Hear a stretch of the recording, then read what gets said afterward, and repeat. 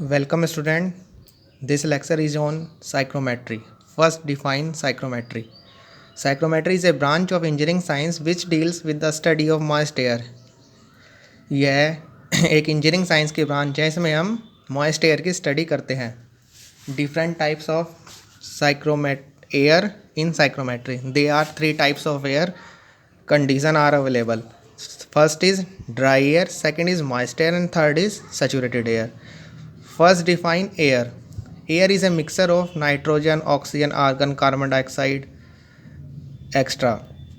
Then define what is dry air.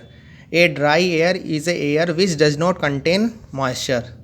जिसमें वो dry air वो एयर होती है जिसमें वाटर वेपर नेग्लिजिबल अमाउंट में होता है, मतलब बिल्कुल नहीं होता है. पर प्योर ड्राई एयर एग्जिस्ट नहीं हो सकती है, कुछ ना कुछ मॉइस्चर ज़रूर होगा एटमॉस्फेयर में. Second is moist air. The moist air वो एयर होती है जिसमें कुछ मॉइस्चर होगा. The air which contain moisture is called moist air. The mixture of dry, it is also defined, the mixture of dry air and moisture content in air depend upon absolute temperature and pressure. Third is saturated air. Saturated air वो air होगी जब air के अंदर maximum amount of water vapour present होंगे, जितने हो सकते हैं उतने ही अमाउंट ऑफ वाटर वेपर, जितने वो होल्ड कर सकती है उतने ही अमाउंट ऑफ वाटर वेपर हैं यदि, तो उसको क्या बोलेंगे सैचुरेटेड. ये है क्या, इसमें maximum amount of water vapour होगा. अब next is degree of saturation. Degree of saturation is defined, it is the ratio of actual mass of water vapour in a unit mass of dry air to the mass of water vapour in a same mass of dry air when it is saturated. इसमें क्या होता है degree of saturation में, ये किसका ratio है, actual mass of water vapour in a unit mass of dry air to the mass of water vapour in a same mass of dry air when it is saturated. यदि हम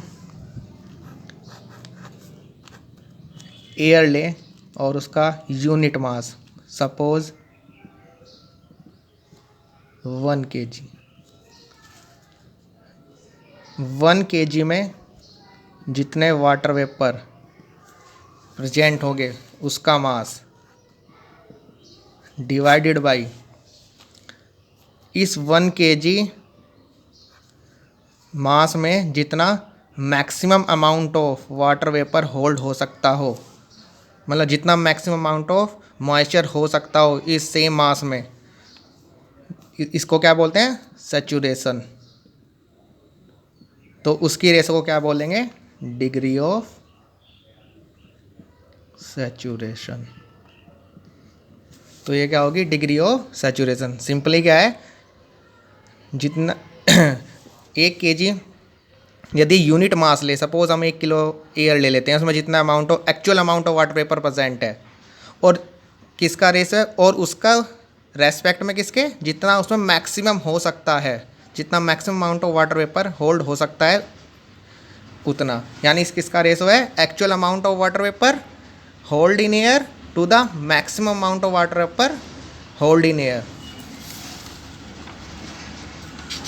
second next is humidity. अब humidity क्या होती है, it is a mass of water vapour present in 1 kg of dry air. यदि हम 1 kg dry air लें तो उसमें जितना, मान लो हमने 1 kg ड्राई एयर ली, तो इसमें जितना वाटर वेपर प्रेजेंट होगा वो क्या होगा ह्यूमिडिटी होगी. मतलब 1 kg ऑफ ड्राई एयर में कितने वाटर वेपर हैं वो क्या है सिंपली ह्यूमिडिटी है. और इसको क्या बोलते हैं, दूसरा नाम इसका क्या है स्पेसिफिक ह्यूमिडिटी, और इसको डिनोट किससे करते हैं W से. अब नेक्स्ट क्या आता है एब्सोल्यूट ह्यूमिडिटी. हमने केमिस्ट्री में पढ़ा है कि बाई वॉल्यूम कोई भी चीज़ बाई वॉल्यूम और बाई मास हो सकती है. तो यदि हम बाई मास लेंगे तो उसको क्या बोलेंगे रिलेट स्पेसिफिक ह्यूमिडिटी. और यदि हम बाई वॉल्यूम ले, यानी सिंपल हम क्या करें, 1 मीटर क्यूब लें, कोई वॉल्यूम ले, इसका वॉल्यूम कितना है 1 मीटर क्यूब। तो इसमें जितने वाटर वेपर प्रेजेंट हैं 1 मीटर क्यूब में वाटर वेपर प्रेजेंट हैं,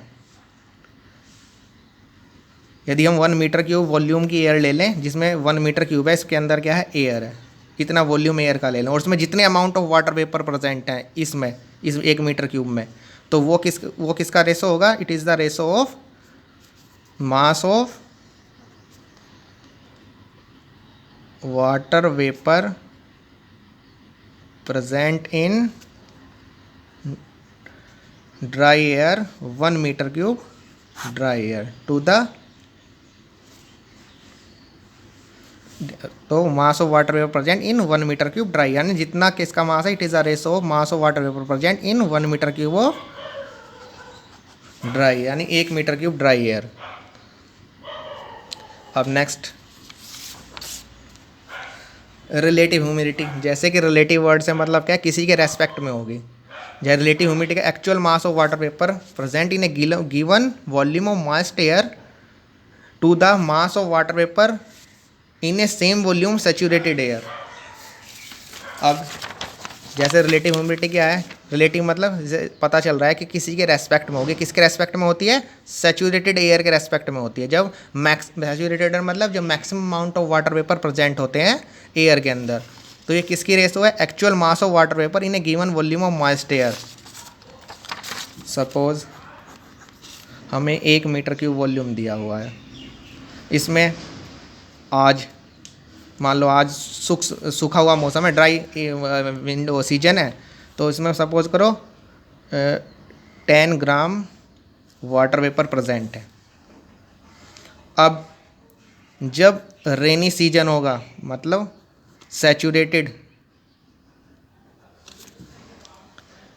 सैचुरेशन होगा, यानी maximum amount of water vapour होंगे, जितना मान लो maximum amount of water vapour ये 100 ग्राम कर सकती है स्टोर, तो ये किसकी रेशियो है,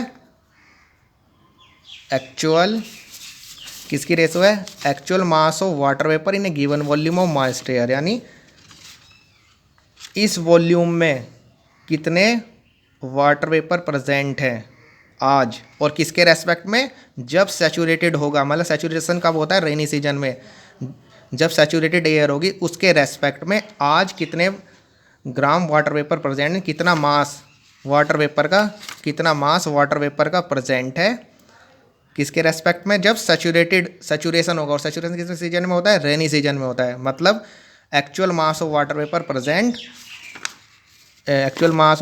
इन a given volume of moist air to the mass of water vapour present in a same volume of saturated air. मतलब जब सैचुरेशन होगा तब आज कितना वाटर वेपर प्रेजेंट है, और तब रेनी सीजन होगा, सैचुरेशन होगा, तब वाटर वेपर कितना प्रेजेंट है, यानी आज एक्चुअल वाटर वेपर कितना है और जब मैक्सिमम हो सकता है वो कितना होता है, उसकी रेशो क्या होती है, रिलेटिव ह्यूमिडिटी होती है। ये क्या किसके रेस्पेक्ट में होती है, सैचुरेटेड एयर के रेस्पेक्ट में, मतलब रेनी सीजन में क्या होता है, सैचुरेशन होता है, तो उसके रेस्पेक्ट में होती है।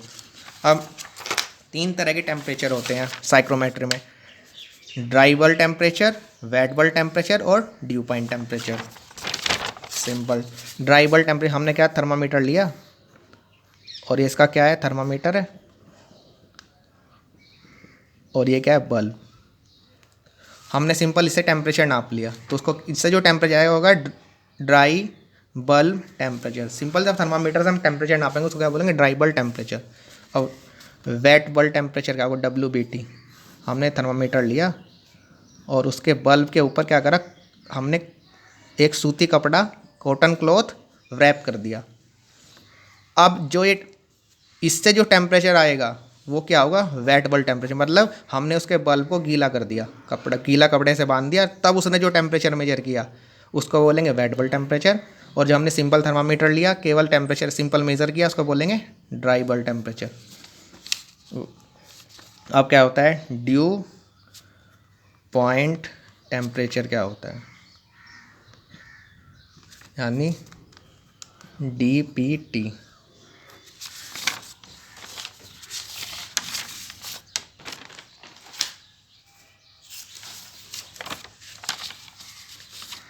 हमें पता है TS डायग्राम, ये क्या होता है, कांस्टेंट प्रेशर लाइन होती है, ये क्या होता है, सुपर हीटेड रीजन, और ये क्या होता है, ड्राई और वेट रीजन।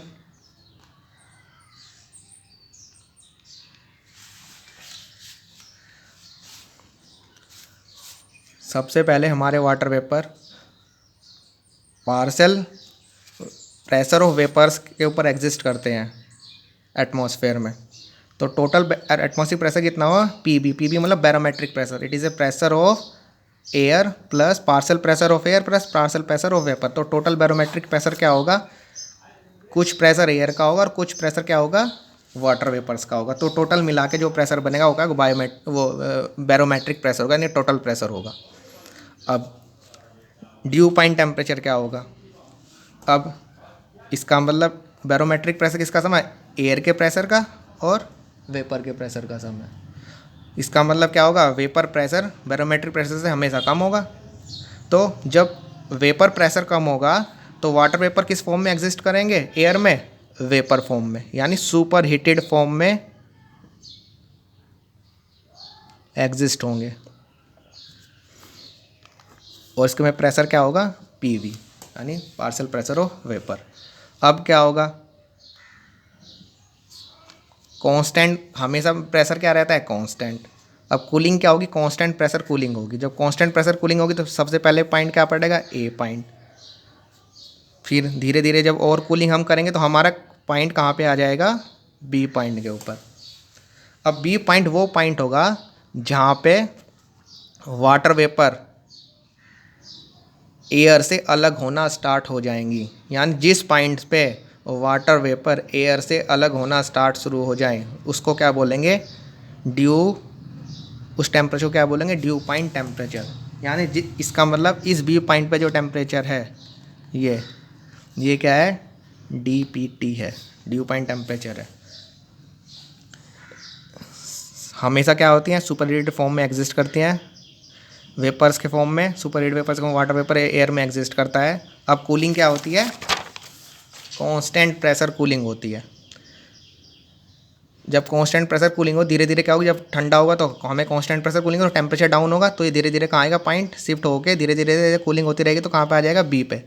जैसे ही ये बी पे आएगा तो जो वेपर्स हैं वो क्या होगा, इस जो एयर में वाटर वेपर के फॉर्म में एग्जिस्ट है वो धीरे धीरे क्या होगा, कंडेंसेशन स्टार्ट होगा। तो बी पॉइंट पे वाटर वेपर एयर से अलग होना स्टार्ट हो जाएंगे, ड्रॉपलेट्स के फॉर्म में अलग होना स्टार्ट होनी शुरू हो जाएंगी। तो जिस पॉइंट पे ये चीज़ स्टार्ट होती है उसको क्या बोलते हैं, ड्यू पॉइंट टेम्परेचर। यानी उस पॉइंट पे टेम्परेचर क्या बोलते हैं, ड्यू पॉइंट टेम्परेचर। तो ड्यू पॉइंट टेम्परेचर क्या है, it is a temperature recorded by thermometer when first drop of moisture present in air start begin condensate. वह टेम्परेचर जहाँ पे पहली मॉइस्चर की ड्रॉप एयर से अलग होना स्टार्ट हो जाए उसको बोलते हैं ड्यू पॉइंट टेम्परेचर।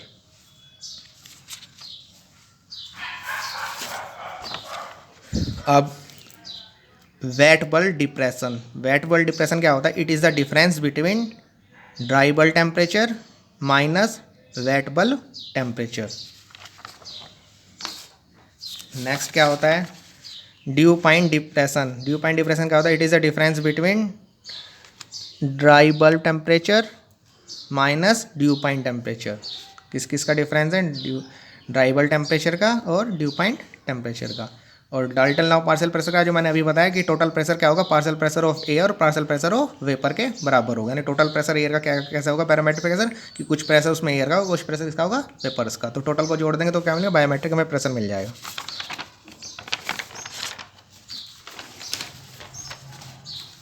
अब आगे नेक्स्ट वीडियो में पढ़ाऊँगा।